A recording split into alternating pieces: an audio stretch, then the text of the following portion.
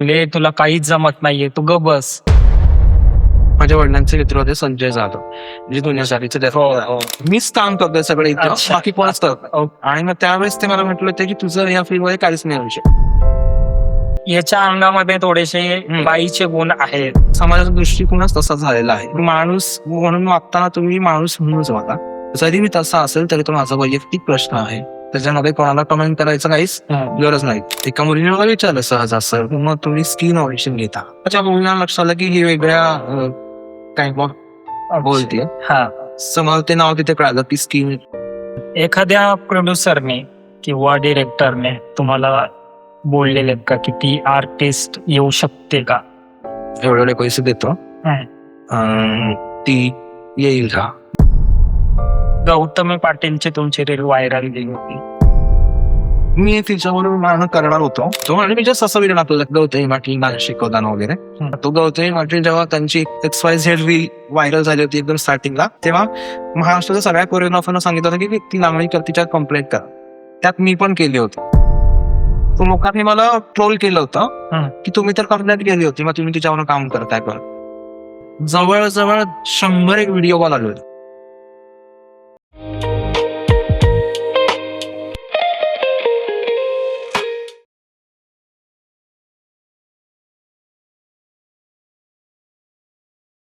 नमस्कार, मी तुषार सासड. भाऊच्या कट्ट्यामध्ये आज असा एक व्यक्ती आलेला आहे की ज्यांनी 10, 20, 30 नाही तर 80+ सॉंग्सचे मूवीचे प्रोजेक्ट केलेले. तर आपण भेटूयात अविनाश नानावडे सरांना. नमस्कार, नमस्कार. माझं नाव अविनाश वाडे, तुम्ही सांगितलंच. आणि भाऊच्या कट्ट्यावर तुम्ही आज बोलवलं मला, त्याबद्दल तुमचे खरंच आभार मानलो.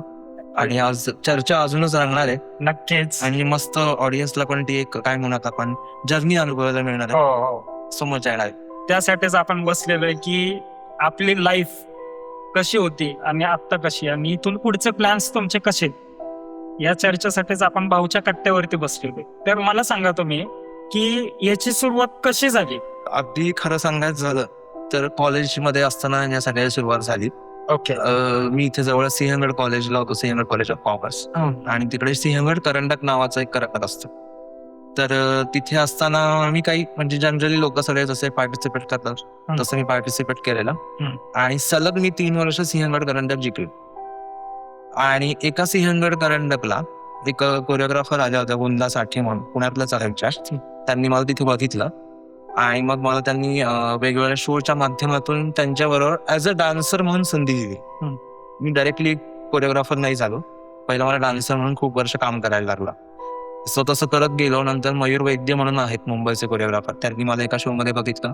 त्यानंतर त्यांनी मला बोलवलं एकापेक्षा एक जोडीचा मामला आणि महाराष्ट्राची लोकधारा केदार शिंदेचा एक कार्यक्रम होता झी मराठीला. तिकडे मी ॲज अ डान्सर म्हणून सुरुवात केली. आणि तिकडे जर सुरुवात केली ते आतापर्यंत माझं काम चालूच आहे. तुम्हाला माहिती, तुमच्याबरोबर मी काम केलेलं आहे. तर मागे आतापर्यंत मागं वळून नाही बघितलं. त्याच्यामध्ये खरं तर घरच्यांची साथ आणि स्वामींचा पण आशीर्वाद होता. सो सगळ्यांच्या आशीर्वादामुळे मी आज इथपर्यंत आहे. आणि मी अशी सुरुवात झाली, म्हणजे जनरली डान्सर म्हणून सुरुवात झाली आणि नंतर मग कोरिओग्राफीकडे वळली. ओके. आणि डिरेक्शन पण तुम्ही करता? हो, दिग्दर्शक म्हणून मी करतो. तर जेव्हा तुम्ही कॉलेजला होते म्हणजे वय किती होतं? साधारण 11वी 12वी मध्ये असताना स्टार्ट केला. त्याच्या आधी पण करत होतो, पण प्रोफेशनल ह्याच्यामध्येच करीन असं थोडी शाश्वती नव्हती. मी पुढे जाऊन म्हणजे हेच करेल पुढे जाऊन असं म्हणत नव्हतं. जेव्हा शाळेत असताना तुमची स्वप्न काय होती की मी मोठं झाल्यावरती हे बनावं ते बनावं? शाळेत असताना आता मिडल क्लास कुटुंब तुम्हाला माहिती काय फॅमिलीमध्ये काय म्हणतात, इंजिनियर हो किंवा डॉक्टर हो. अच्छा. हे दोनच आपल्याकडे सांगतो, इंजिनियर हो, डॉक्टर हो. तसं मग मी इंजिनिअरिंग होण्याचे प्रयत्न पण केले. 10वी मी पूर्ण मराठी माध्यमातून शिकलो. आणि त्याच्यानंतर मला डायरेक्ट मग मेकॅनिकल इंजिनिअरिंगला टाकलं वडिलांनी. आणि फॅमिली प्रेशरमुळे ऑफकोर्स मी तिथे गेलो. पण म्हणतात ना ते नाही जमणार, आपल्याला जमणार नव्हतं. मला तर माहिती होतं मला जमणार नाही, पण फॅमिली प्रेशरमुळे आपण ते केलं. पण त्यात काही मन लागलं नाही किंवा ते मला म्हणजे जमलंच नाही मला. सो मी ते सोडून दिलं. आणि त्यानंतर मग कॉमर्सला वडिलांना सांगितलं की मी B.Com करतो आणि मला असं ह्या क्षेत्रात जायचंय पुढे. सो ते म्हणले की नाही, तुम्ही हातात काहीतरी डिग्री पाहिजे. जसं प्रत्येक वडिलांना वाटतं की डिग्री पाहिजे, काम करायचंय. सो मग मी डिग्री घेतली आणि मग साईड बाय साईड हे शोज वगैरे करत राहिलो. पण तोपर्यंत पण घरातलं असं काही मला हे नव्हतं की बाबा नाही ह्याच्यामध्ये विरोध होता खूप. एकतर माझी स्टाईल थोडी फोक आणि क्लासिकल आहे. सो मराठी कुटुंबांमध्ये जनरली मुलांनी घुंगरू बांधणं हे तिथे तसं अजून पण नाही बाबा नाही करू शकत आपण की बोलतं म्हणजे फॅमिलीतलं कोणी विचारलं काय करतो तर नाचतो वगैरे असं. तर ते थोडंसं प्रेशराईज होतं की घुंगरू घालून करणं आणि बाहेर सगळ्यांना सामोरं जाणं. सो केलं पण आतापर्यंत चांगले अनुभव आले पाठीशी. हा काही प्रत्येक अनुभव म्हणजे प्रत्येकाला काही चांगले वाईट अनुभव असतात तसे वाईट अनुभवही आहेत पण चांगले जास्त आहेत याबद्दल खरंच स्वतःला पण जेव्हा तुम्ही कॉलेजला होते तेव्हा या इंडस्ट्रीमध्ये तसे तुम्ही इन झालेले. मग त्या टायमिंगला घरच्यांचा विरोध आणि आपलं जे फ्रेंड सर्कल आहे त्यांचा विरोध की हे काय घुंगरू पायात बांधून किंवा हे असं नाचवून वगैरे हे जमणार नाही, हे होणार नाही, याच्यामध्ये फ्युचर नाहीये, हे करू शकत नाही. नंतर मग घरच्यांचाही प्रश्न असतात की हे असं करून आपलं लग्न कधी होणार, आपण सेट कधी होणार, ह्या गोष्टींना तुम्ही फेस कसं केलेलं आहे? खरं तर मी म्हणेल की घरच्यांकडनं मला वडिलांकडनं सपोर्ट होता तसा फारसा. कारण माझे वडील म्हणजे मुंबईलाच होते ऑफकोर्स आणि ते युनियन सांभाळत होते, युनियन लीडर होते माझे वडील जसलोक हॉस्पिटल म्हणून असं मुंबईवर. तिथे ते युनियन सांभाळायचे आणि त्यांचा म्हणजे ज्या क्षेत्राशी खासा संबंध होता तेव्हा त्यांना माहिती होतं की हे चांगलं आहे. पण आई आणि बाकीच्या गोष्टी मग तेवढं जरा मान्यता नव्हती. खरं तर क्लासेस त्यावेळेस म्हणजे घरची परिस्थिती पण नव्हती की क्लासेसला पैसे देतील किंवा असं काही. सो मी म्हटलं मग कसं करूया काय करूया. सो त्यावेळेस ट्रॉलीवर शो करायचा. आता माहित नाही लोकांना माहिती आहे ट्रॉली शो पण गणपती ट्रॉली शो असायचा आणि तिथे 300 रुपये मिळायचे नाईट म्हणजे पूर्ण नाईट नाचायचं. त्यावेळेस काय परमिशन नव्हतं 10 पर्यंत बंद बरोबर पहाटेपर्यंत चालायचं. 300 रुपये वगैरे मिळायचे पर डे. त्यातनं मग असे शो करत गेलो. अच्छा. आणि मग त्यातनं जे काही येईल ती क्लासला फी भरायचं. घरच्यांना माहित नव्हतं मी क्लासेस वगैरे लावलं तसं मी ते शिकलोय. आणि जेव्हा त्यांना कळालं की नाही ह्याला ह्याच्यामध्ये करायचंय तेव्हा अर्थात खूप लोकांनी विरोध केला की ह्याच्यामध्ये काय होणार. त्यावेळेस एवढ्या संधी नव्हत्या आत्ता जेवढ्या आहेत. म्हणजे आत्ताच्या मुलांना खूप संधी आणि आत्ताच्या लोकांना माहित पण आहे की ह्याच्यामध्ये करिअर होऊ शकतं. पण त्यावेळेस एवढ्या संधी नव्हत्या. म्हणजे वडिलांना आईला झालं की हा म्हणजे पुढे जाऊन काय करणार कसं करणार किंवा मुलगा नाचतो म्हटल्यावर तिने कुठली मुलगी किंवा डान्स हे करिअर आहे का हे मुळातच त्यावेळेस नव्हतंच. म्हणजे असं धरून विरोध होताच ऑफकोर्स.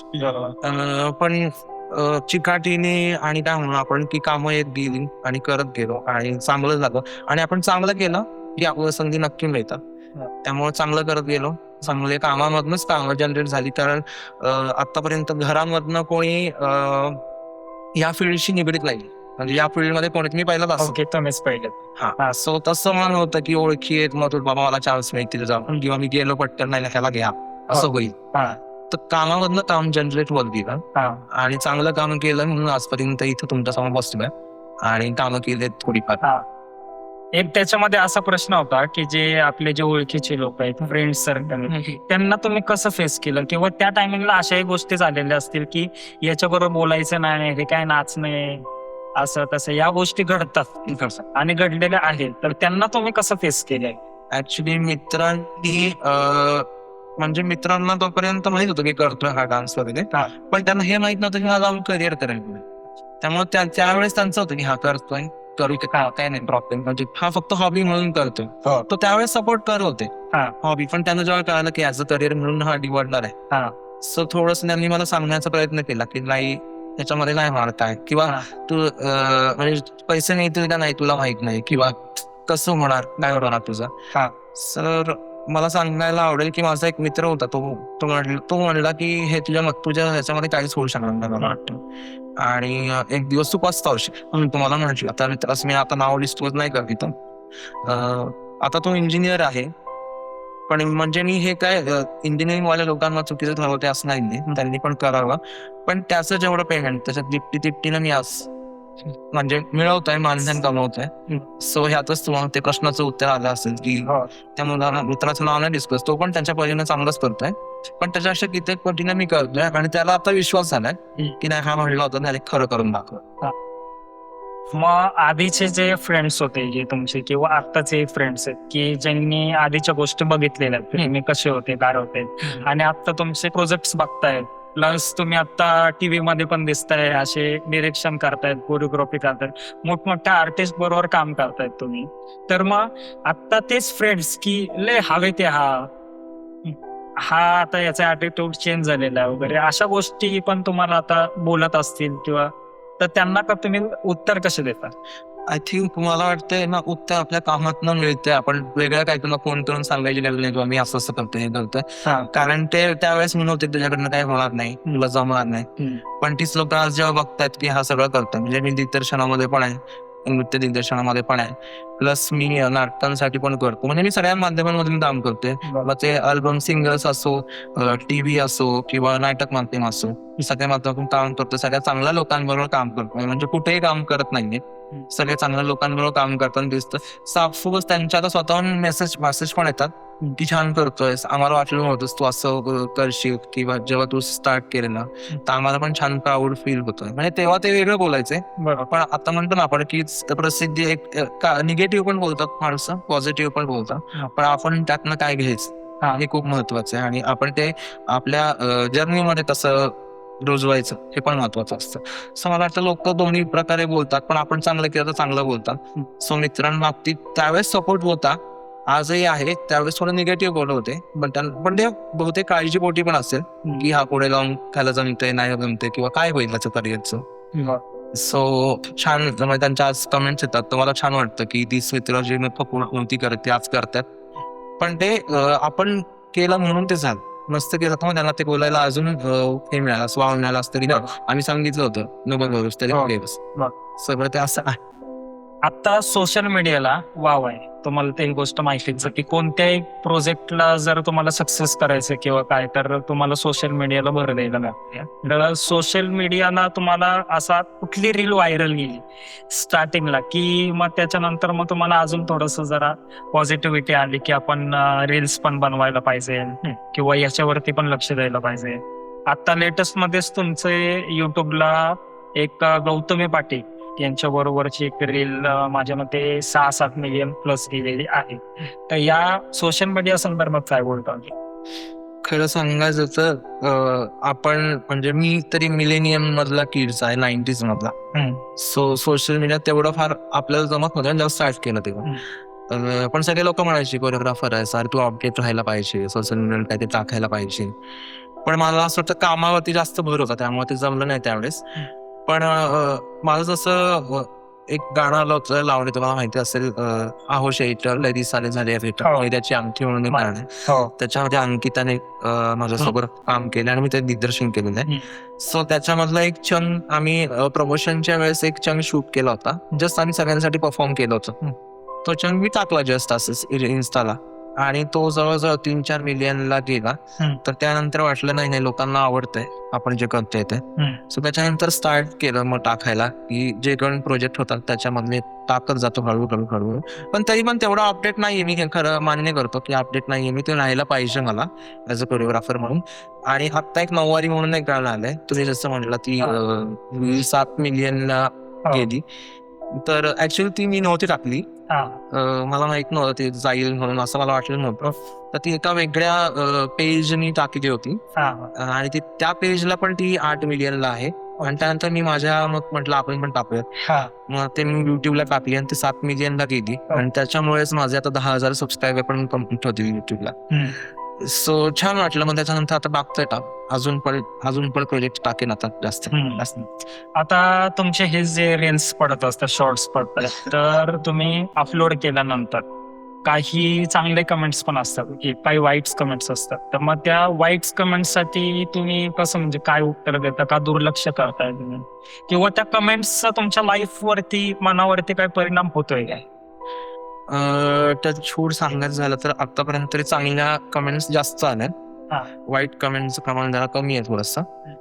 पण ऍज अ आर्टिस्ट म्हणून मला वाटतं की लोकांना जसं काय आपल्या काही गोष्टी आवडतात ना, तशा काही गोष्टी नाही पण आवडत, तर त्या पण आपण मान्य केल्या पाहिजेत. म्हणजे आता मला तरी येत नाहीत, आल्या तरी मी त्यांना काही रिप्लाय वगैरे करत नाही, म्हणजे ते ऍज अ सजेशन म्हणून मी घेतो माझ्या लाईफमध्ये. की बाबा नाही हेच चुकलंय किंवा नाही नाही हे असं असं वाटतंय, तर तसं मी मॅनेज करतो. एक तर मी रिॲक्ट नाही करत, पहिली गोष्ट मी सजेशन म्हणून घेतो चांगल्या प्रकारे. आणि असं काही काही कमेंट्स अशा असतात खरंच की ज्याने वाटतं अरे की यार आपण चुकीचं करतोय का काहीतरी, असं थोडा वेळा विचार मनात येऊन जातो. पण तो पण मला वाटतं चांगला असतं, कारण माणूस म्हणून आपण मग स्वतःला एक बघतोच आज पडून की आपण अरे काहीतरी चुकीचं केलंय का, किंवा आपण अजून काय बरोबर करायला पाहिजे होतं, किंवा हा माणूस असं का बोलतोय. थोडासा असा विचार होतो, पण काही काही कमेंट्सच्या बाबतीत. पण त्याचा लाईफवरती मी परिणाम नाही होत, मी पुढे जाते त्याच्या. अच्छा. की आता आपलं आता चुकली आहे, लोक आता नावं ठेवतात, मग आपण नेक्स्ट टाइम करताना काय करायला पाहिजे किंवा नाही करायला पाहिजे ते पण त्या कमेंट्स वरनं कळतं. सो मला वाटतं निगेटिव्ह कमेंट्स आल्या तरी आपण कलाकारांनी तेवढं आयुष्यावरती म्हणजे आपल्या त्या लाईफवरती परिणाम नाही होऊन द्यायला पाहिजे. त्यातनं आपण शिकलं पाहिजे, पुढे गेलं पाहिजे. आणि इन्स्टेड ऑफ ट्रोलिंगला कमेंट म्हणजे उत्तर देण्यापेक्षा आपण कामातनं उत्तर देऊयात, म्हणजे ते ट्रोलर्स पण शांत होते. हा, प्रोजेक्ट तुम्ही किती केले आणि कसे केलेले, तर त्याची थोडीशी माहिती द्या की सॉंग्स किती केलेले आहेत, अल्बम सॉन्ग किंवा मूवी मधले सॉन्ग किंवा बाहेर जे प्रोजेक्ट करतात ते किती किती केलेले आहेत आणि कुठपर्यंत केलेले आहेत. ऍक्च्युली आता अल्बम सॉंग्स तर खूप झाले. हा. म्हणजे खरं तर मला आता म्हणजे एक्झॅक्ट नंबर नाही माहिती, हा. पण 80च्या आसपास केलेत मी प्रोजेक्ट. आणि फिल्म मी पास केल्यात आतापर्यंत. त्याच्यामध्ये 3 या वर्षी रिलीज होतील हा. आणि 2चं अजून माहित नाही रिलीज कधी मला काय. सो 3 तर या वर्षी होतील. त्यातली एक बल्लू नावाची केली मी, जी नितीन सुपेकरांनी दिग्दर्शित केली आहे. आणि ज्याच्यामध्ये जितेंद्र जोशी, उपेंद्र लिमये आणि मुन्मयी देशपांडे कलाकार आहेत. त्यातलं मी एक गाणं केलंय बारशाचं. तो प्रोजेक्ट माझ्यासाठी खूप महत्वाचा होता, कारण त्यात खूप छान आर्टिस्ट होते. आणि आता एक धाराव म्हणून मी केली आहे, जी दिग्दर्शक मनीष शिंदे आहे त्याचे. आणि त्याला इंटरनॅशनल आता जवळजवळ 26 अवॉर्ड मिळाले, त्याचे फेस्टिवलला चालू आहेत. तर ती ह्या वेळेस रिलीज होती. त्यात 2 गाणी मी असं कोरिओग्राफर म्हणून केली आहे. आणि अजून एक आहे, नाव मला आता त्याचं कन्फर्म अजून त्यांनी नाही केलेलं, पण त्यात पण मी 2 गाणी केलेत आणि ती पण आता फेस्टिवलला चालू आहे. सो ती दोन्ही प्रोजेक्ट फेस्टिवलला चालू आहे. आणि एक होपफुली या 3 या वर्षी येते. त्यानंतर मला असं फुल फ्लेज मी कोरिओग्राफर म्हणून एस्टॅब्लिश केली. म्हणजे आतापर्यंत केले प्रोजेक्ट, गाणी पण तशी फारशी म्हणजे केली चांगली आणि फेमस पण झाले. त्यात 2 गाणी आहेत. परत हे लावण्या जास्त मोस्टली फेमस झाल्या माझ्या. त्यातलं एक जे आहे ते वाढीव दिसताय ना म्हणून एक गाणं आहे, हिऱ्याची अंगठी एक आहे, नऊवारी म्हणून एक आता फेमस झालंय. परत जीवरंगला म्हणून एक असं रुपडा देखील. त्याच्यामुळे प्रोजेक्ट बरेच केले आणि चांगल्या पद्धतीने केलेले आहेत, चांगल्या आर्टिस्ट बरोबर केलेत. त्यामुळे चांगलं म्हणजे नाव तर होत आहे हळूहळू. पण मला असं वाटतंय ना की जेवढे प्रोजेक्ट मी चांगले केले तर तेवढं मला रेकग्नेशन नाही मिळालं, म्हणजे प्रसिद्धी म्हणतो बरोबर आहे. तेवढं नाही मिळालं ना. ऐकण्यात त्याच्यामध्ये काय प्रॉब्लेम येतोय, किंवा माझं पण कारण असेल कारण मी सोशली तेवढं अपडेट नाहीये, तो पण एक असेल. पण मला असं वाटतंय की एक जी लॉबी झाली आहे ना, तुम्ही पण त्यावेळी संमत असाल, एक जी लॉबी झाली म्हणजे सगळीकडे असं म्युझिक अल्बमचं असं किंवा फिल्मचं असं, त्याच्यामध्ये लॉबी झाली. त्या लॉबीमुळे जे चांगलं टॅलेंट आहे ना ते ऍक्च्युली काय म्हणतात भरडलं जाते. ते तेवढं रेकग्नेशन नाही मिळत, ते पोचत आहे. कारण गाण्यांचे तुम्ही माझे सगळे व्हिडिओ काढून बघितले तुम्ही तरी तुम्ही त्याच्यामधलं तुम्हाला काहीच म्हणजे कमी वाटणार नाही. एक चांगलं गाणं घेतलं आणि माझं गाणं लावलं तर त्यात काहीच आपण कमी ठेवलेलं नाही, त्या लेवलचं स्केल आहे. पण काय माहिती मुळातच प्रमोशन्स पण म्हणजे होत नाहीये किंवा कुठे गणित मला ऍक्च्युली सांगायला थोडासा अभ्यास पण करावा लागेल. पण रेकग्नेशन नाही मिळत, लॉबीमुळे पण प्रॉब्लेम होतं की काही ठराविक लोकांचीच गाणी पुढे जातात आणि मग त्याच्यामुळे काय म्हणत आपण की आर्टिस्ट पण काही त्या नाव नाही घेणार, पण आर्टिस्ट पण त्या काही लॉबीमध्ये आहेत. सो मग ते आमच्या गाण्यांना तेवढं प्रमोट नाही करत. आणि त्यांच्या एखाद्या लॉबीमध्ये ते असतील आणि त्यांचं गाणं आलं मध्ये सरसकट प्रमोट करतात. हा. त्याच्यावरती रील्स वगैरे करतात, प्रमोशन ग्रुप करून उतरल्यासारखं होतं ऍक्च्युली. तर मला एक असं म्हणायचं आहे की हा ग्रुप तर सगळ्यांसाठीच ओके. माझा पण एक ग्रुप आहे, तुमचा पण आहे किंवा मी पण तुमच्या कधी कधी येऊन काम करतो. तर मला वाटतं ग्रुपनिझम न करता, म्हणजे लॉबी मध्ये काम न करता सगळ्यांनी एकमेकांसाठी काम केलं पाहिजे. म्हणजे तुमचा उद्याचा एक प्रोजेक्ट आला तर आपण सगळ्यांनी मिळून करू, कारण शेवटी इंडस्ट्री एकच आहे. बरोबर. आणि तुम्ही वेगळे नाहीयेत किंवा मी. आज जर तुमच्याकडचा एखादा आर्टिस्टचं मला काम आवडलं, तुम्ही पण त्याला त्याचं जे मानधन देऊ आहे आपण त्याला घेऊन साईन करतोच. मग त्या आर्टिस्टचं पण काम आहे की ठराविक ग्रुपसाठी काम न करता ज्यांनी तुम्हाला तुमच्या फॉलोअर्सच्या विश्वासाने घेतलं गाण्यामध्ये, सो त्या गाण्याला पण तुम्ही तेवढंच प्रमोट केलं पाहिजे. शेवटी आज एक गाणं जर तुमच्या ग्रुपमधलं हिट होत आहे, तुमच्या ग्रुपमधली सगळीच गाणी तुम्हाला नाही लागत ना. बरोबर. तुम्ही दुसरीकडे पण काम करणार खरं, पण दुसऱ्यांचं पण काम पुढे न्या, म्हणजे तुम्हाला अजून 4 कामं जनरेट होती. माझं असं म्हणणं आहे की सगळ्यांनी मिळून पुढे जायला पाहिजे. ठराविक लोक, ठराविक ग्रुप, म्हणजे हे सगळं आहेच. ग्रुप काम करायला पाहिजे, कारण प्रत्येकाचा एक कम्फर्ट झोन असतो की आज आपल्या दोघांचा कम्फर्ट झोन आपण काम केलं तर छान होतं, किंवा आपलं कॉर्डिनेशन आहे, बॉन्डिंग व्यवस्थित आहे, हे सगळे विषय तर आहेच.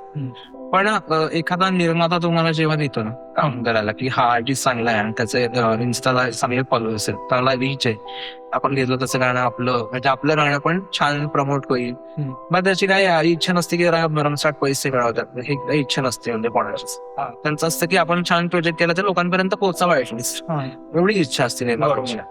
तर ते आणि ती काही चुकीची आहे मला असं वाटतं. तो निर्माता जेवढे पैसे लावतो तर त्याचं गाणं, त्याचं प्रोजेक्ट लोकांपर्यंत पोहोचतच पाहिजे. हे थोडं विषयाला मी काय म्हणू, तुम्ही वेगळा प्रश्न विचारला, मी वेगळं बोललो, पण हे गरजेचं होतं सांगणं मला असं वाटतं. आणि नाटकं पण मी खूप सारी केलीत, ज्याच्यामध्ये महानाट्याचा समावेश, चांता राजा आहे, नकारांवरती जे आहे, शिवराय छत्रपती त्यातले काम करतो. मी काय किल्ल्याबाई होळकरांवरती आहे पुण्यश्लोक म्हणून, त्याचं मी नृत्य दिग्दर्शक म्हणून काम केलंय. आणि अजून एक आहे जाऊ देवाच्या गाव म्हणून, त्याच्यामध्ये तुम्ही नृत्य दिग्दर्शक म्हणून काम केलेलं आहे. सो कामं खूप चालू आहेत आणि चांगले प्रोजेक्ट चालू आहेत, आणि अजूनही चांगले प्रोजेक्ट या आताच पाची इन माई म्हणून एक सॉंग आहे इन्स्टाला खूप फेमस, त्याची पण पहिली केली आहे.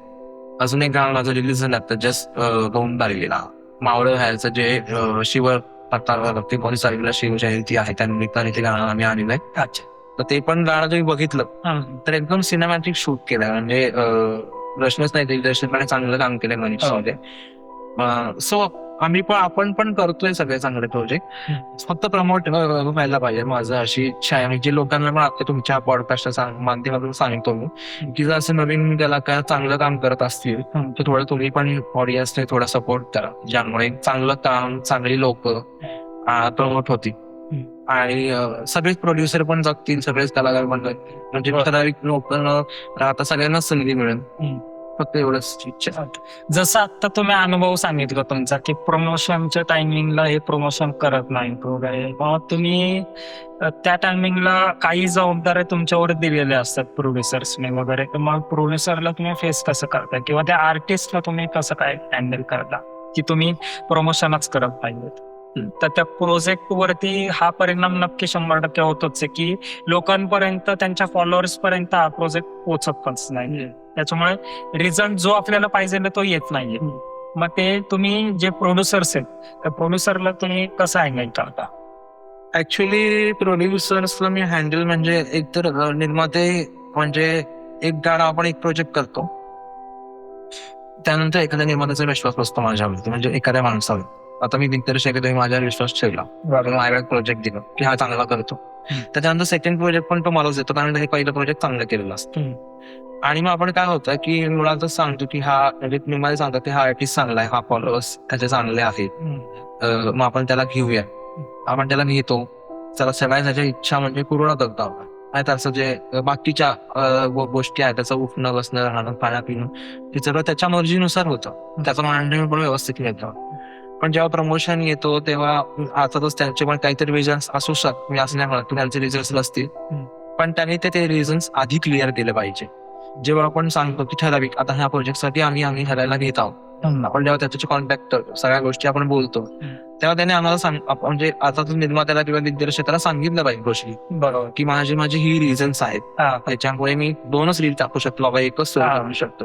पण हे तुम्ही फक्त आधी क्लिअर करायला पाहिजे. तुम्ही घेताना पैसे तर महिन्यानंतर पूर्ण घेता आणि नंतर मग प्रॉब्लेम्स होतात. मग तुमचे काही पर्सनल असतील, वैयक्तिक असतील किंवा प्रोफेशनल जे काही रिझन्स असतील तुमचे, तर ते अवॉइड केलं पाहिजे. आधी तुम्ही सांगितलं पाहिजे निर्मात्याला की बाबा माझं हे प्रॉब्लेम्स आहे आणि मी नाही करू शकत प्रमोट. म्हणजे त्या टायमिंगलाच आम्ही काहीतरी डिसिजन घेऊ शकतो. एक तर तुम्हाला अवॉइड करू शकतो, एक दुसरं बोला तुम्ही ज्यांना खरंच गरज आहे बाबा आणि जे ज्यांना पुढे जाऊन करायचंय काम किंवा छान आपल्याला पण सपोर्ट मिळेल, अशा लोकांना पण संधी मिळू शकते तुम्ही जर तिथेच नाही म्हणलं तर. आणि हँडल म्हणजे एकतर मी निर्मात्याला नेहमी सांगतो की कितीही जवळचा माणूस असू दे, कोणी आर्टिस्ट असू दे, तुम्ही ऍग्रीमेंट करा. बरोबर. ऍग्रीमेंट करा आणि त्याच्यामध्ये सविस्तर तुमच्या गोष्टी मिळून द्या की एवढं तुझं महिन्याला ठरलेलं, तुझं अशा गोष्टी तुला स्टोरी अशी टाकायला लागणार आहे, एवढ्या रील्स टाकायला लागणार आहे, मला तेवढ्यांना मेन्शन कोलॅब करायला लागणार आहे, हे सगळं तुम्ही नमूद करून घ्या. पण अजून पण काही निर्माते तेवढं मनावर नाही घेत गोष्टी, म्हणजे माझ्याकडनं त्या गोष्टी जात आहेत की तुम्ही असं ऍग्रीमेंट करून घ्या, पण ते निर्माते तेवढे तुमचे प्रयत्न हे पूर्ण माझं एक कारण आता कसं असतं, पहिल्या स्टार्टिंगला नाही समजलं मला की असं होऊ शकतं, पण असं एक 4-5 प्रोजेक्ट झाल्यानंतर आपल्याला एक थोडी आयडिया अनुभव आला की नाही असं होतं आर्टिस्टच्या बाबतीत आणि त्याचा ब्लेम माझ्यावर येतोय. अच्छा. कारण ते at the end of the day दिग्दर्शकाने सजेस्ट केलेलं असतं ना त्याच्यामुळे की स्टोरी लाईन काय आहे तुमची, बाबा हा डान्सिकल गाणं आहे, आपण हिला घेऊया, छान डान्स असं माझ्याकडनं गेलेलं असतं. मग ते ब्लेम माझ्यावर येऊ शकतो. म्हणून मी आता सध्या काय करतो, मी माझ्याकडनं आर्टिस्ट देतो पण निर्मात्याला सांगतो की तुम्ही तुमचं ऍग्रीमेंट करा. बरोबर. ती माझी कितीही जवळची फ्रेंड असते, पण तुम्ही त्यांच्याकडनं ते ऍग्रीमेंट करून घ्या, लिहून घ्या सविस्तर गोष्टी. असं मानलं नाही मला एवढ्या स्टोऱ्या टाकाव्याच लागतील, एवढे दिवस टाकावेच लागतील, एवढे कोलॅब करावेच लागतील, हे सगळे त्यातूनही काही लोक करत नाहीत, ती वेगळी गोष्ट आहे. म्हणजे तुम्ही ऍग्रीमेंट करा किंवा काही करा. मग त्या काय म्हणतो की कोणाचं आपल्याला दुसरं नाहीये कुठल्या आर्टिस्ट किंवा आपलं मुद्दा म्हणून त्याला आपण खाली ओळख नाही कुठल्या आर्टिस्टला, पण शेवटी निर्मात्याने पैसे लावलेले असतात तुमच्यावर, माझ्यावर, सगळ्यांवर.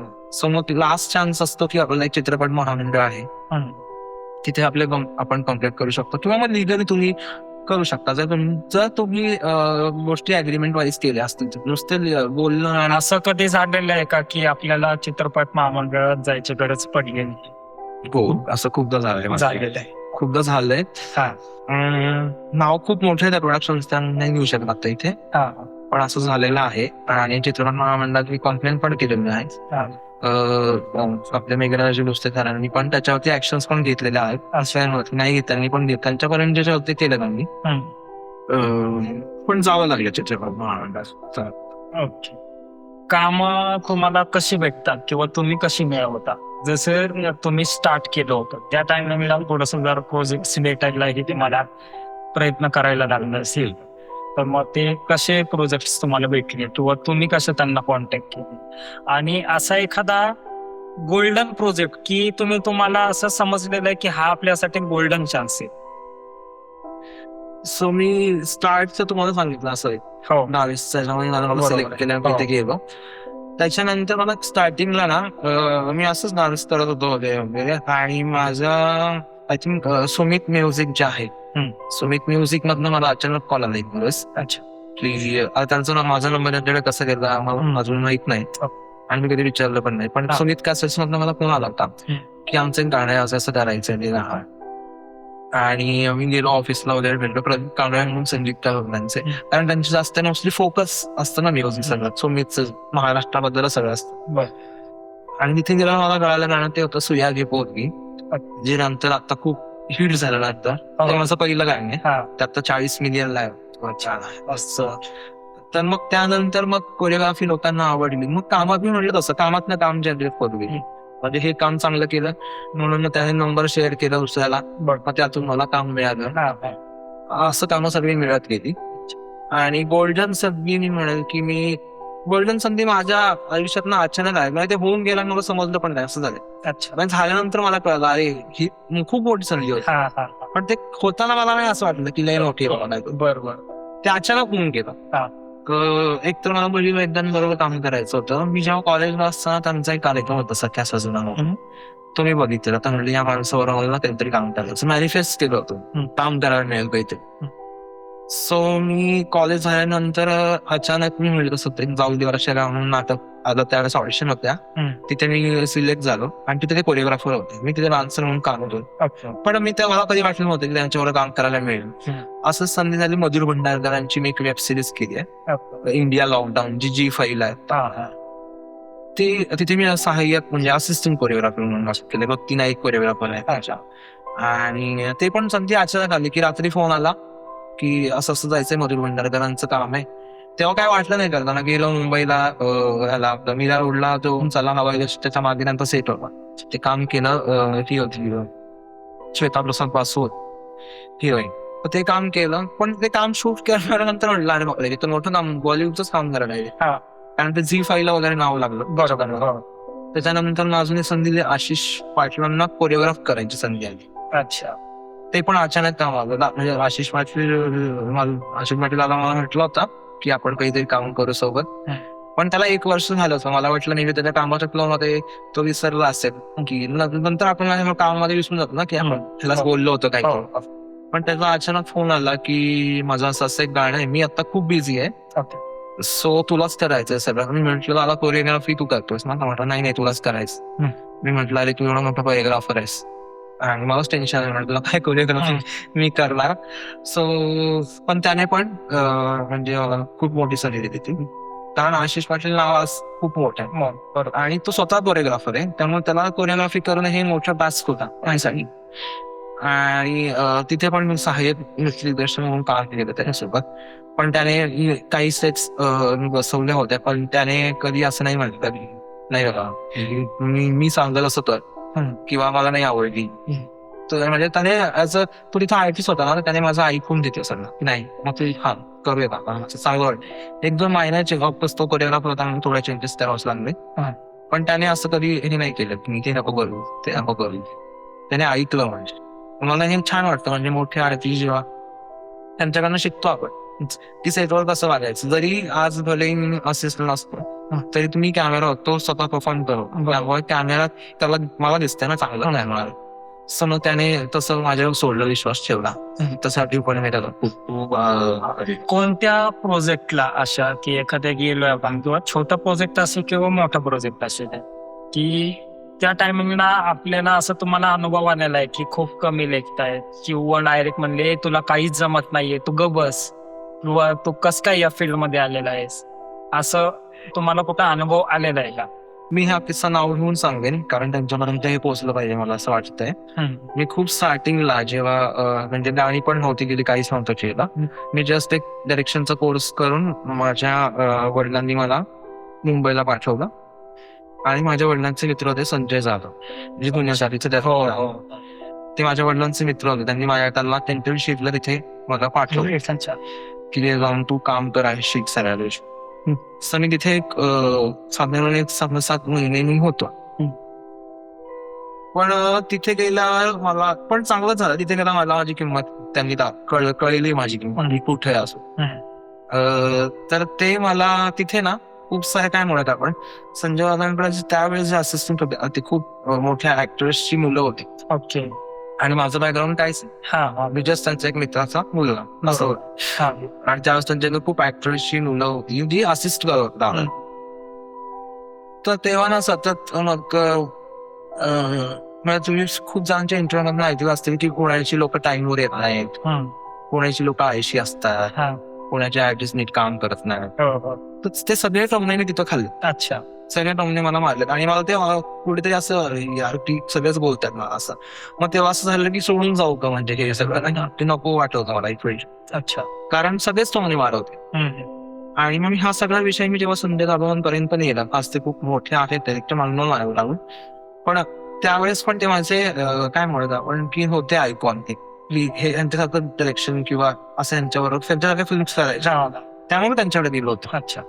त्यांना मी सांगितलं सगळं मला असं प्रेशराईज होतंय सगळं, असं असं होतंय माझ्याबरोबर, हे सगळे लोक असं बोलतात मला. तर ते म्हटले की तू कंप्लेंट नाही घेऊन यायला पाहिजे, तू सर्वाइव्ह करायला पाहिजे. ते पण मला मान्य होतं की सर्व्हाइव्ह करायला पाहिजे, पण त्यांचं म्हणणं होतं की मी जास्त प्रामाणिक काम करतोय, जे मला माहित नाही चुकीचं आहे वाईट आहे, पण हा. त्यांचं असं वैयक्तिक मत होतं की मी प्रामाणिक काम करतोय खूप, ते नको, म्हणजे एवढं नको, तू तू दाखवायचा प्रयत्न करतोय हा. की तू काम करतोयस. बरोबर, मला गरज आहे. नाही नाही, मला गरज नाही, मीच काम करतोय सगळं इथं, अच्छा. बाकी कोणच करत नाही, ओके. असं त्यांचं म्हणणं आहे. हा. असं मी म्हटलं मला तर असं नाही वाटत आहे. हा.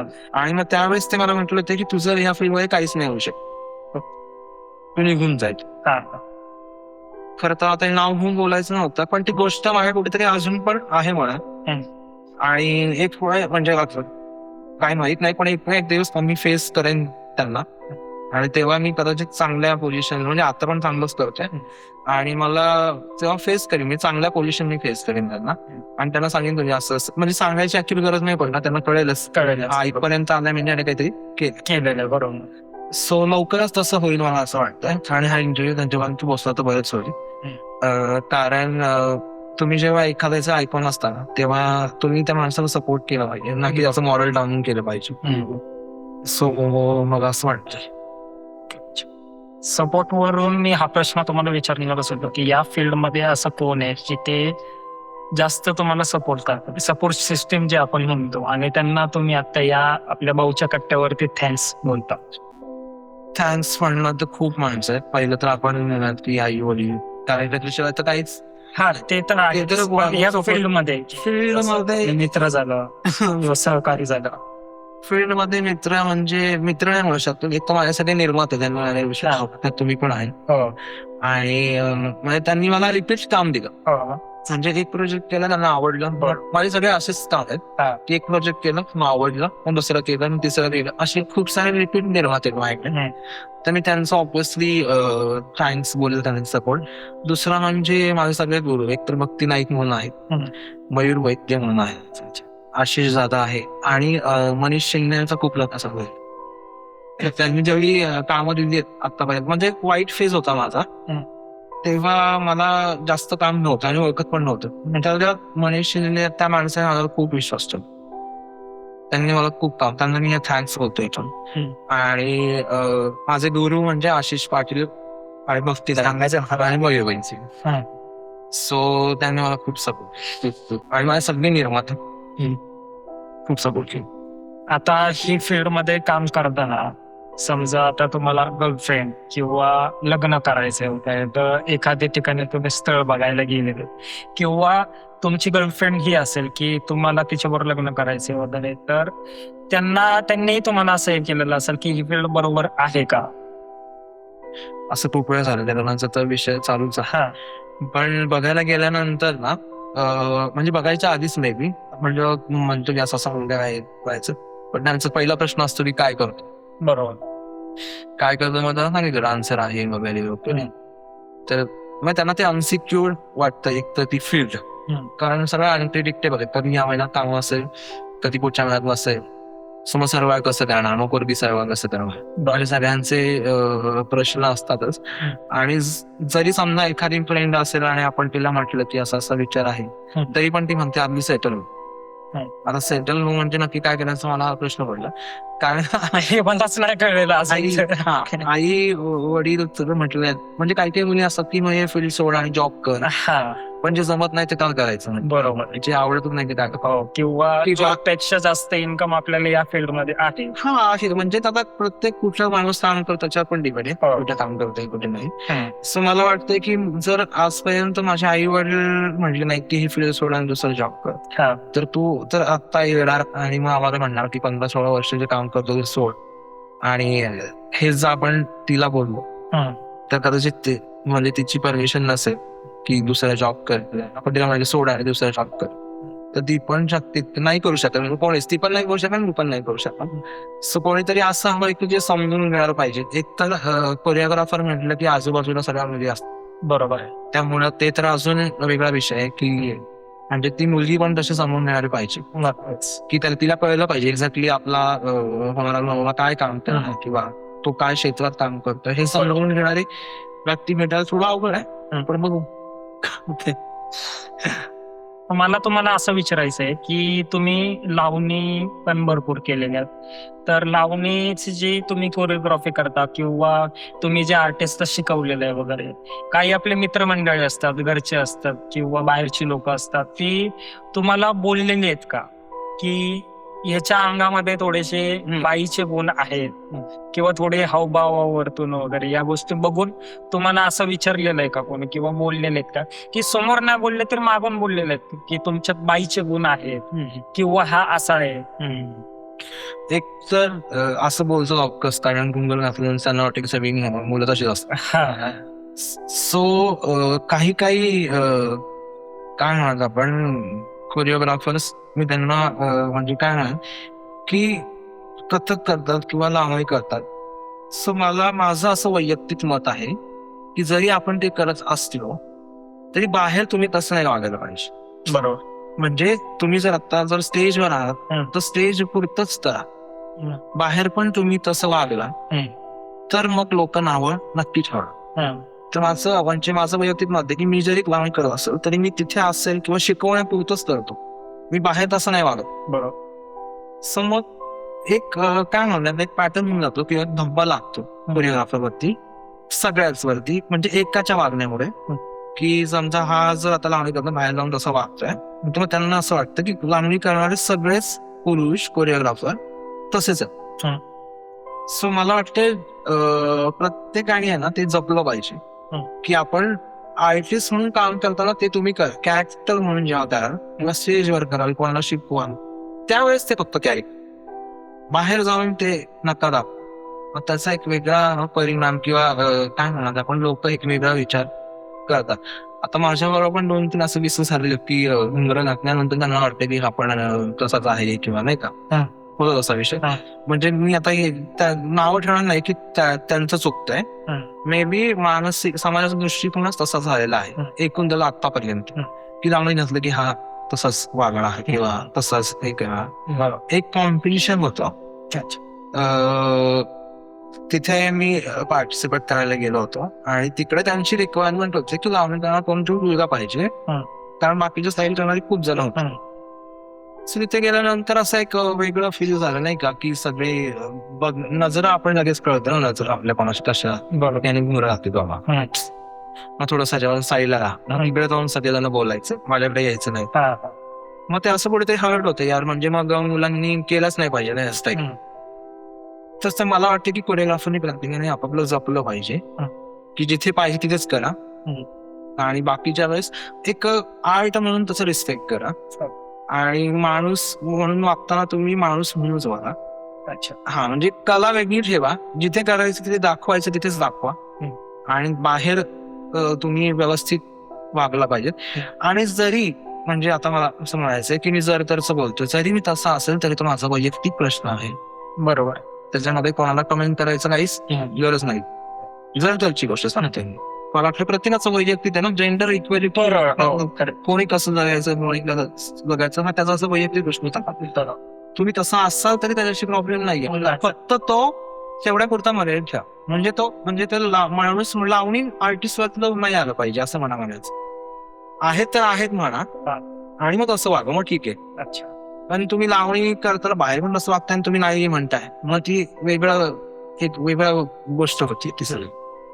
सो मला वाटतं एक खराब तर एक्सपिरियन्स आलेलाच आहे घुंगरं घातलं की लोकांना वाटतं की हा तसंच त्यांचा दृष्टिकोन तसा आहे. तुम्हाला कधी ऑफर आलेली आहे का एखाद्या मुलाकडून किंवा मुलीकडून, मग ती कोणत्याही प्रकारची ऑफर असो? पहिल्याचं नाही स्टार्टिंगला आल्या, पण नंतर जशी कामं फेमस होत गेली किंवा लोकांना कळालं की हा डायरेक्टर पण आहे, हा कोरिओग्राफर पण आहे, तर मला म्हणजे एक्सपेक्टेड नव्हतं असं, पण मुलींकडनं झालेलं आहे असं उजळा की म्हणजे दोन्ही बाबतीत, पैशाच्या बाबतीत आणि वेगळ्या बाबतीत पण म्हणलं. पण मग थोडस असं वाटलं की यार म्हणजे मुली असं कसं बोलू शकतात किंवा नाही का, पण प्रत्येकाचं आता वेगवेगळं रिझन असू शकतं काम मागण्याचं. सो आपण त्याला असं वाईट नाही म्हणू शकत. किंवा मग लावणी कोरिओग्राफर असल्यामुळं असं किंवा काय म्हणत आपण की मुलांनी पण कधी कधी म्हटलेले असं गोष्टी पैसे देतो किंवा वेगळ्या अर्थाने म्हटले. So दोन्हीकडनं झालेलं आहे असं. अच्छा. पण मुली जास्त प्रमाणे असं मला एक्सपेक्ट नव्हतं की मुली पण असं बोलतील म्हणून. सो पण आहे मुली. झालेलं आहे.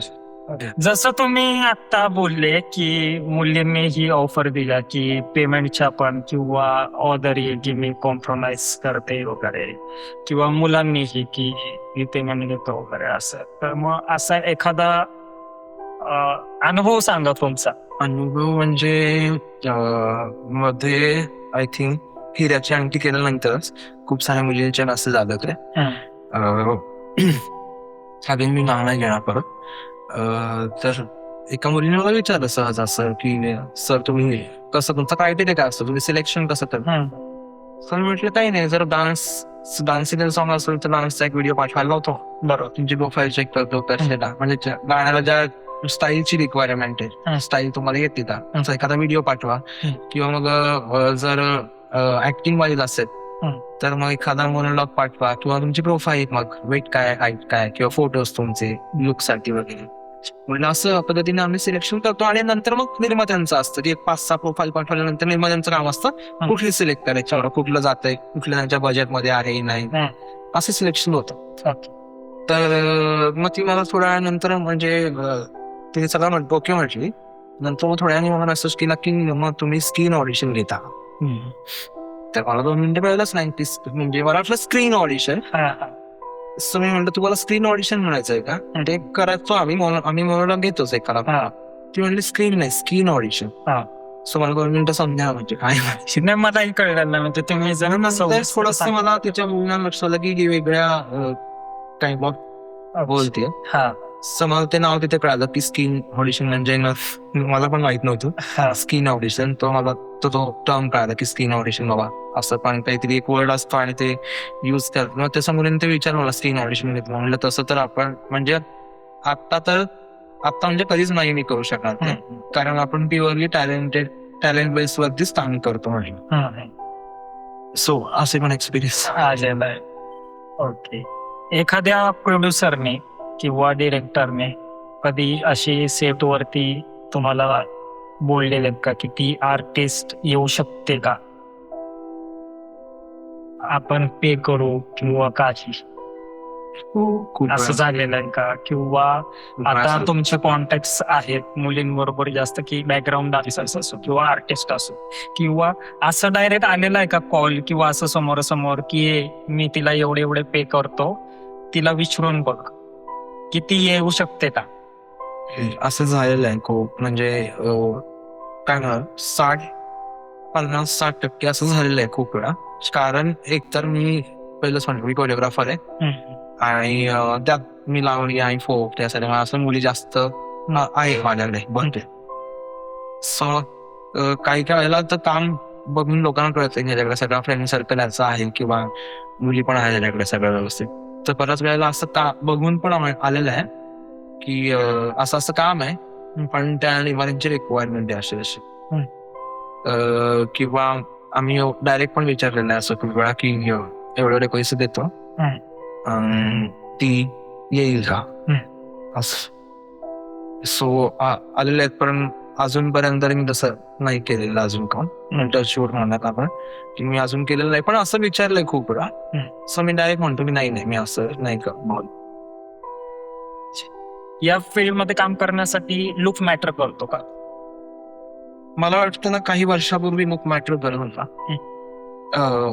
जेव्हा काय म्हणतो एक लोकांना हिरोईन म्हणायचं ना, हिरोईन की हिरोची व्याख्या मग तो गोरा असला पाहिजे, न त्याची बॉडी असली पाहिजे, न त्याचे डोळे भारी असले पाहिजे, त्याची वगैरे पाहिजे, सिल्की पाहिजे, आणि हिरोईन मग तिची गोरी स्किन असली पाहिजे, हाईट पाहिजे, फिगर पाहिजे.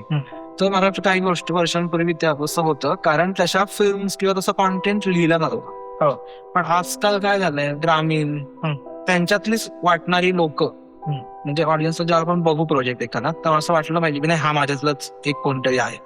तसं वाटण्यासाठी आता तो क्रायटेरिया गेलाय की लुक मॅटर नाही करत आता तरी. कारण अलीकडेच बघितलं फॅन्ड्रीमध्ये पण जग आहे म्हणा समजा जो ऍव्हरेज लुक आहे किंवा इव्हन सिद्धार्थ जाधव पण आहे ऍव्हरेज तरी पण तो काम छान कारण त्याच्या कॅरेक्टर अभिनेता म्हणून तो उत्तमच.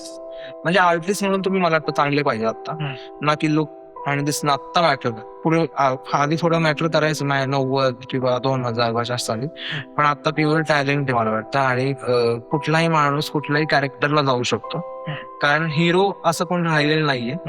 म्हणजे ड्रायव्हर पण वाटणारा ड्रायव्हर सारखा दिसला पाहिजे. सो मला असं वाटतं की आता प्रत्येकासाठी काम आहे, फक्त टॅलेंटेड पाहिजे, त्याच्याकडे नॉलेज पाहिजे ऍक्टिंगचं बाकी सगळ्या गोष्टींचा. लुक मॅटर नाही राहिलं. मला आत्ता असं वाटतं की लुक मॅटर नाही. जसं मी प्रश्न विचारला होता तुम्हाला की गौतमी पाटीलची तुमची रील व्हायरल गेली होती किंवा गौतमी पाटील बरोबर तुम्ही प्रोजेक्ट केलेले आहेत आणि ते व्हायरली झालेले आहेत, प्रसिद्ध झालेले आहेत वगैरे, तर मग लोकांनी काही अशाच ऑफर किंवा कॉन्टॅक्ट नंबर तुमच्याकडे असतात, तर मग ते कशा गोष्टी तुमच्या समोर आलेल्या आहेत लोकांकडून ऑफर्ससाठी? मी तिच्यावरून करणार होतो. मी करते तुम्हाला मुजरांवर एक गाण्याच्या नंतर मी नाही केलं कोरिओग्राफी. अच्छा. पण त्याच्या रिहर्सल साठी मी गेलो होतो आणि मी जस्ट असं विचार टाकलं की गौतमी पाटील डान्स शिकवताना वगैरे. तर मला जवळजवळ 100 एक व्हिडिओ कॉल आले होते त्यावेळेस तिथेच. अच्छा. नुसती स्टोरी टाकली होती. 100 फक्त आम्हाला बोलायचंय, आम्हाला बघायचंय, तिच्याशी भेटायचंय. सो असे 100 एक त्या दिवशी, म्हणजे एका तासामध्ये तेवढे कॉल आले मला. प्लस नंतर मग इन्स्टाचे मेसेज वेगळे की बघा ना काय होतंय, काय फोटो पाहिजे, सेल्फी पाहिजे, असे कॉल्स म्हणजे मेसेज कॉल्स आलेले आहेत की ते मला फोटो काढायचा आहे, बघायचं तिला एकदा व्हिडिओ कॉलवर बघायचं आहे मला. तर असं खूप वेळा झालेलं आहे. आणि अजून एक माझ्यावर एक दिसून झालाय गौतमी पाटील सांगतो. गौतमी पाटील जेव्हा त्यांची XYZ रील व्हायरल झाली होती एकदम स्टार्टिंगला, तेव्हा महाराष्ट्राच्या सगळ्या कोरिओग्राफरना सांगितलं होतं की ती लांबणी तिच्या कंप्लेंट करा. अच्छा. त्यात मी पण केली होती. मी कंप्लेंट केली आणि त्याच्यानंतर मी लोकांना परत तिच्यावर काम करताना दिसतो. तो लोकांनी मला ट्रोल केलं होतं की तुम्ही तर कंप्लेंट केली होती, मग तुम्ही तिच्यावर काम करताय परत. ओके. तर मला असं म्हणायचं की जेव्हा ती झालेली XYZ तिची रील व्हायरल काही कारणांमुळे, तिचं पर्सनल वैयक्तिक काही असू शकतं, त्याच्याशी मला काय हे झालेलं नाहीये. पण मी जेव्हा काम केलं त्यानंतर मला कळालं की माणूस म्हणून आणि कलाकार म्हणून खूप चांगली बोलाय. आणि मुळात तिला डान्स येत नसेल ह्या सगळ्या गोष्टी तर वेगळा विषय आहे, पण आपण जेव्हा तिला काहीतरी सांगू किंवा शिकवू तर ती अजिबात गिव्ह अप करत नाही. मी तिला म्हणलं होतं की काही स्टेप अवघड वाटत असेल तर चेंज करतो. आता पण 9वारीच्या वेळेस काही स्टेप अवघड वाटलं तर चेंज करतो. ती म्हणली नाही नाही नाही, मी प्रॅक्टिस करेन, चेंज नका करू, मला आवडली, मी घरी जाऊन प्रॅक्टिस करते. बरं. सो शिकण्याचं चांगलं तिच्याकडे आहे. म्हणजे खूप चांगले स्वभावाचं खूप चांगलं आहे. म्हणजे तुम्हाला असं बाहेर न वाटत असेल की खूप ऍटिट्यूड वगैरे काय, पण जेव्हा आपण तिच्यावर काम करतो ना तेव्हा स्वभाव खूप छान आहे आणि प्रत्येक गोष्टीला ती ऍक्सेप्ट करते. आणि तिच्याबरोबर ट्रोलिंगचे केवढे किस्से झाले, खूप सारे झाले, पण तिने ज्या प्रकारे ते हँडल केले एक बाई असून सुद्धा, बरोबर, तर ते पण आय थिंक शिकण्यासारखं आहे खूप. आणि लावणी म्हणजे लावणी ती करत नसली तरी ती आत्ता जे करते ते खूप चांगलं करते. मी 9वारीच्या पण तिला शिकवलं, तर तिचं शिकण्याची वृत्ती खूप छान आहे. म्हणजे नाही मी करणारच, चांगलं करा असं तिचं नेहमी असतं करा. आणि मला वाटतं ते सगळ्यात महत्वाचं आहे. बाकी सगळ्यांनाच एक निगेटिव्ह काहीतरी विषय असतात बोलायला, सगळ्यांचंच आयुष्य असतात. तिचे फक्त ते बाहेर आले, आपले आले नाहीत, एवढाच विषय. खरी गोष्ट आहे. तर भाऊच्या कट्ट्यावरती येऊन तुम्हाला कसं वाटलं? आपण जी चर्चा केलेली आहे त्या संदर्भात 1-2 मिनिटं बोला आणि आपल्या ऑडियन्सला तुम्ही काय सांगू इच्छिता? भाऊच्या कट्ट्यावर ना अर्थातच खूप दिवसांनी मी पॉडकास्ट शूट केला आणि तुम्ही जे प्रश्न विचारले आय थिंक आपण त्यात मी काहीच असं नाही म्हणजे फेक काहीच ठेवलं नाही. आपण जे वाटलं नाही, मी जे वाचलं ते सांगून टाकलं. कारण काही प्रश्न मला वाटले की थोडेसे सेन्स म्हणजे काय म्हणत आपण कॉन्ट्रोवर्शियल पण आहेत, पण ते पण मी सरळ उत्तर देऊन टाकली. फक्त नावाने कोणाशी डिस्कस केलं नाही ऑब्विसली. पण मला छान वाटलं, खूप मन मोकळेपणाने मला बोलता आलं इथून. आणि आय होप सगळ्या ऑडियन्सला हा पॉडकास्ट आवडेल आल्यानंतर, आणि खूप खूप सपोर्ट करतो तुमच्या चॅनलला. आणि तुषार सरांबद्दल सांगण्यात झालं की खूप छान निर्माते आहेत ते, आणि त्यांची गाणी पण आहेत खूप सारी. सो ती पण जाऊन बघा, ती गाणी मी डायरेक्ट केली आहेत. आणि खूप छान वाटलं तुझ्याशी बोलून भाऊच्या कट्ट्यावरती आणि ऑडियन्सला सांगेन की खऱ्या कलाकारांवर प्रेम करत राहा आणि त्यांना सपोर्ट करा. तुमची सपोर्ट त्यांना गरज आहे. थँक्यू.